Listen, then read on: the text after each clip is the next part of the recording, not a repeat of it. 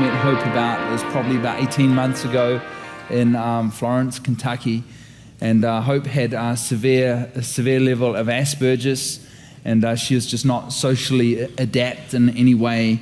And I was doing a conference there. I was actually ministering with Georgian Banoff, and I was in a hurry. I'd finished teaching, and I needed to fly out the door to catch a flight. And so I think from memory, I kind of like taught and then ran, and I told them I had to leave immediately after.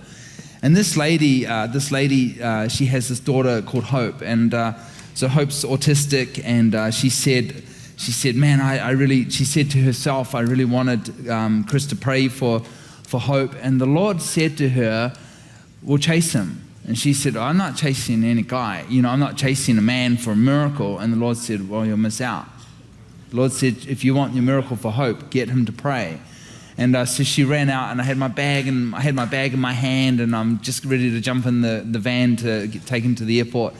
And she said, Chris, could you please pray for me? And I said, I'm sure. And I put the bag down, and I said, look, I'm in a real hurry, so I'm gonna release something on you.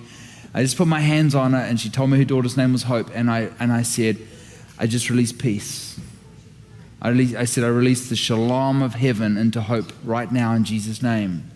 And that was about it. I said, bless you, got to go.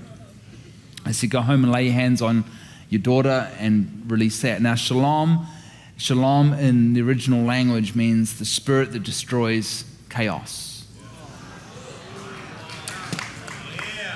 So she went home, and she laid hands on Hope. And I believe that Hope I think she was asleep at the time. And she lays hands on her, and she just says, I just released the shalom of heaven through you, Hope. And from that, I don't understand this, and I'm not going to try and understand it because I just don't understand. But from the next morning they came into the conference, from when Hope woke up, she stunk, absolutely reeked of dead fish for a number of days after her mum prayed. I'm not even going to begin to explain what I think it is. I have no idea. But she stunk. And they came into the conference. The conference was going on the next day. She comes into the conference, and they're registering for the day. And the lady at the checkout said, man, have you got a rotten fish sandwich in your bag or something? Like everybody could smell she's just detoxifying something out of her. I don't know. And anyways, Hope has now been mainstreamed into a main school within 2 to 3 months. She was mainstreamed into a main school, getting A's and B's in every subject.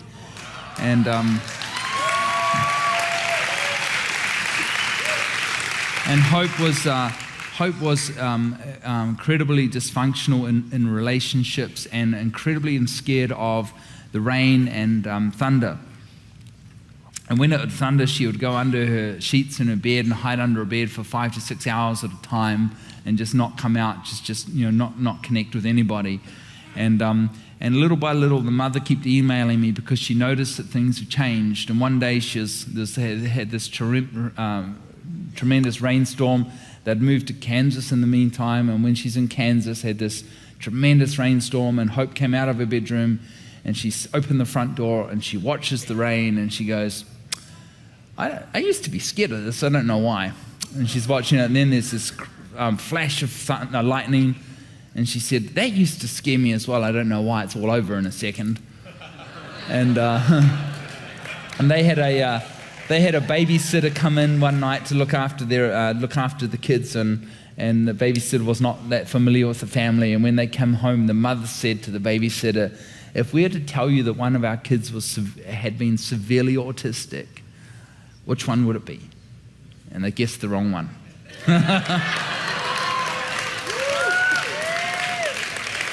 And I tell you, I got such a heart to see autism fall. I hate autism. It is not from God. The child is a gift from God. The condition is not. Let's not mix the two. Right? The child is a gift from God without question, but the autism is not. And I want to see autism come to an end.